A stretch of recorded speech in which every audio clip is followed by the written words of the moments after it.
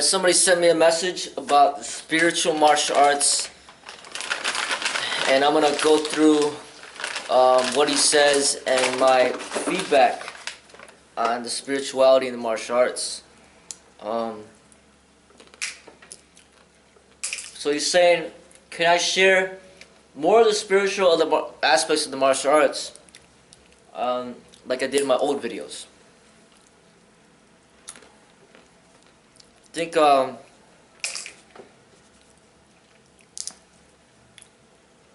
what I'm basically doing a lot of times is I'm responding back to people's questions, and that's pretty much what I have time for. So if people ask me about the spiritual aspects and I got the time, then I'm going to elaborate on it. But other than that, I mean, I gotta work, I gotta make money for the family, and most of the people that I'm training, they're here for their own personal growth, and I'm here to help them achieve their potential in their personal growth.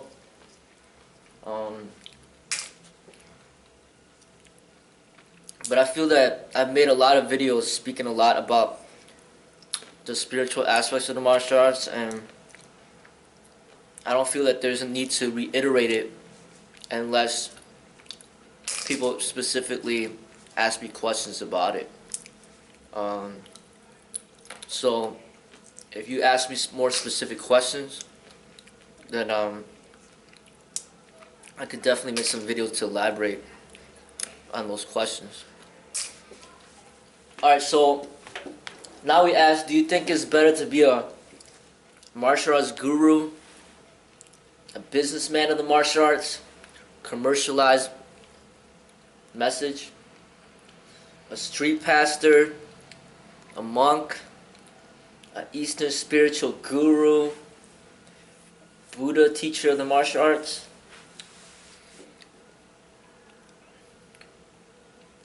Well, I think that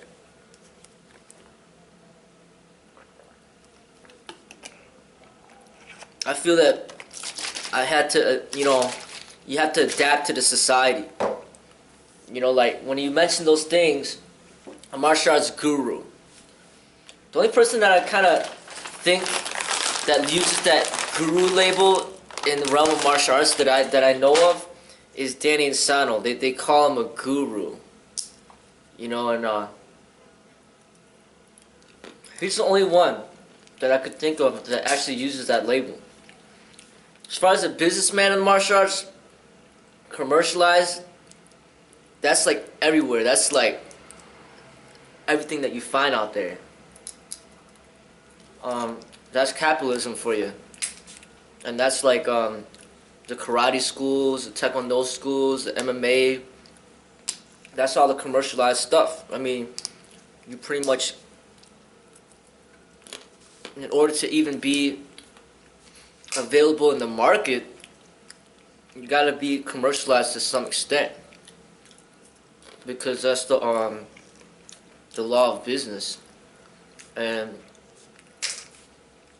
they they regulate it. They regulate businesses out there. You can't just like legally just start teaching people for profit and not have to follow rules. So there's laws out there that control businesses. So to become a martial arts school, you're bound by these laws of business. There's no getting away around it. There's no getting around it. You have to follow the laws of the business, Otherwise, your school is going to shut down. So that's why everything out there is commercialized, because you have to follow the law. Just like on YouTube, if you don't follow the community guidelines, they're going to shut down your channel. Same thing with the commercialized martial arts. That's why it's so commercialized, is because they're following the laws of business, and you can't blame them for that. The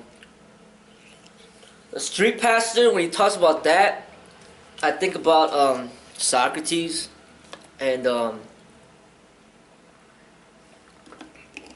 that's just not practical for modern day to be preaching on the streets. They'll label you a crazy person, and they're gonna call the police on you, and they'll probably say that you're homeless or whatever the case. It's not practical to be a street pastor. It's just not. I mean, even like Malcolm X, I think he used to like do some of his speeches outside, but a lot of them were inside. And Biggie Smalls would rap outside and gain a following like that, but that's not practical for modern day. They're gonna label you with many horrible things. That's just gonna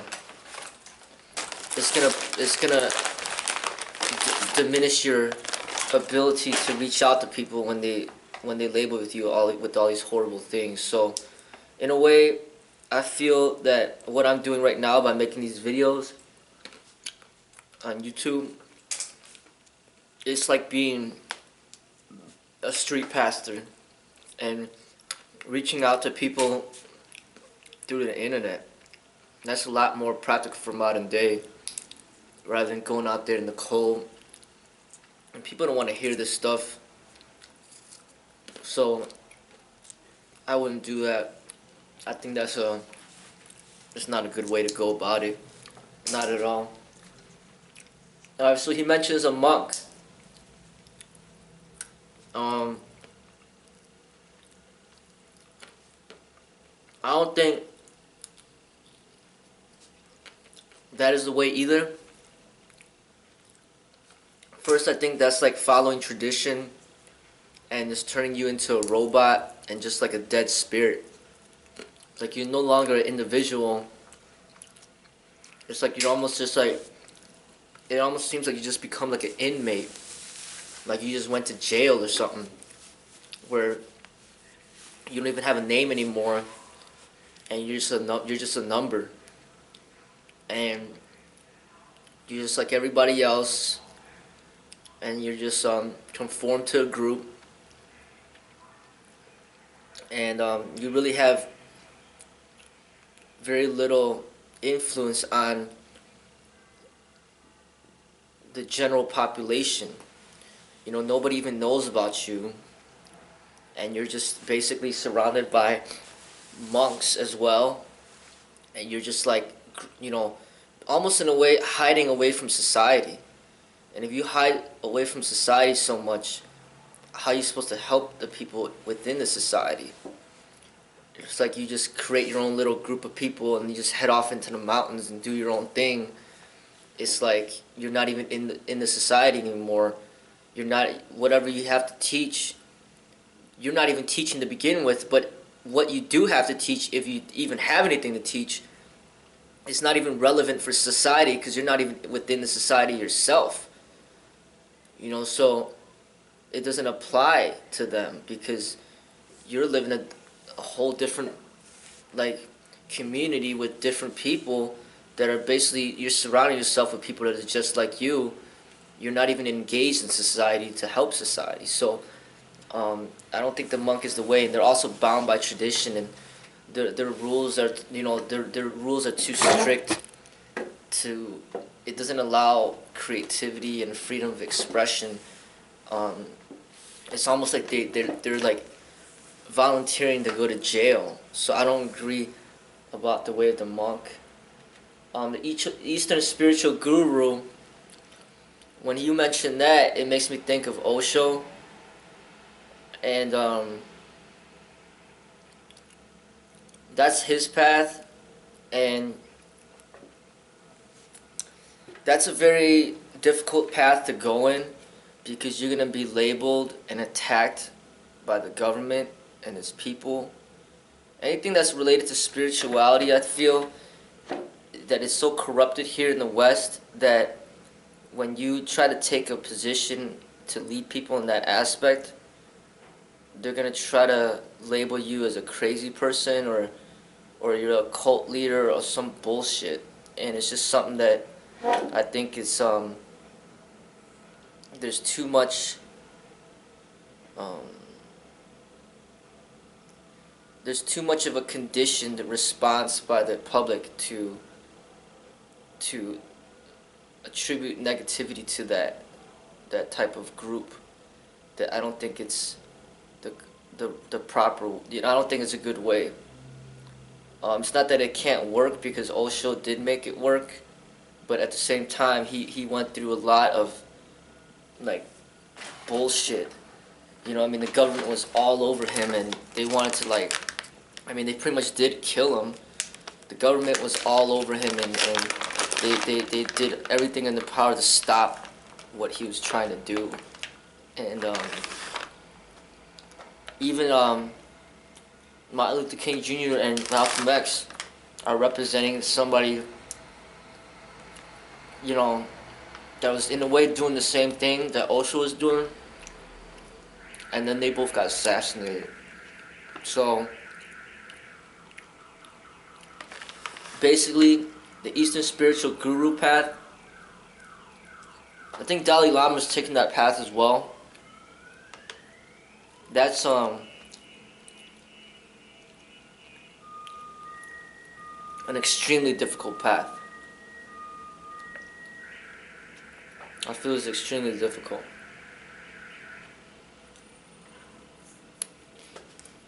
I don't think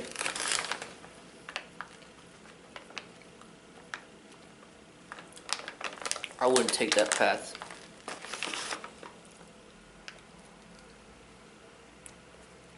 There's just too much drama involved.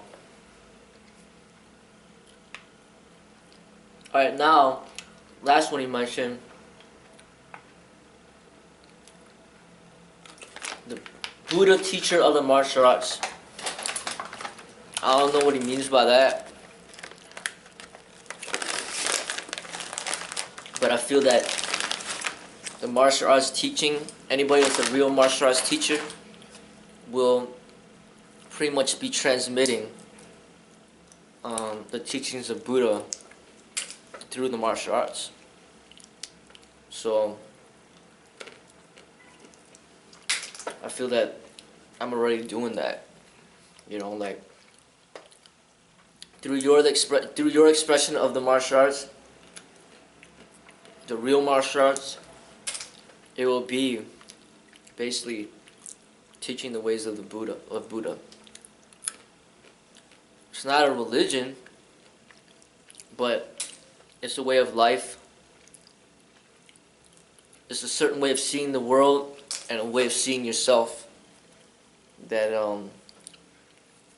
if you don't understand Buddha's teachings, or you don't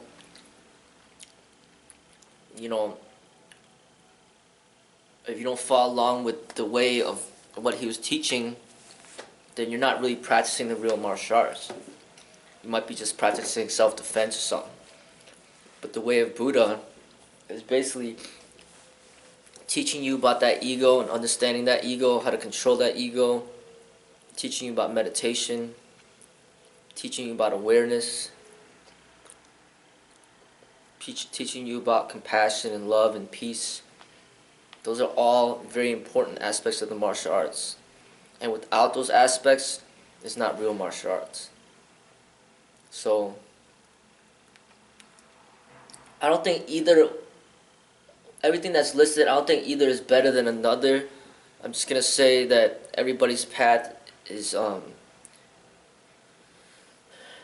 you're not supposed to be picking and choosing. It's just the path, your natural path. Go towards your natural path. You go towards your natural path that's meant for you.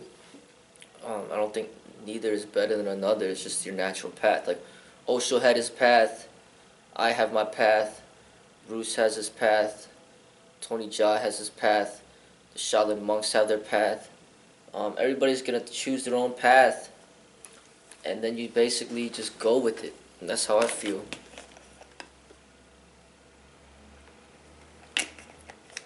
So I'll stop that video right there, and then I'll make a video about the next topic.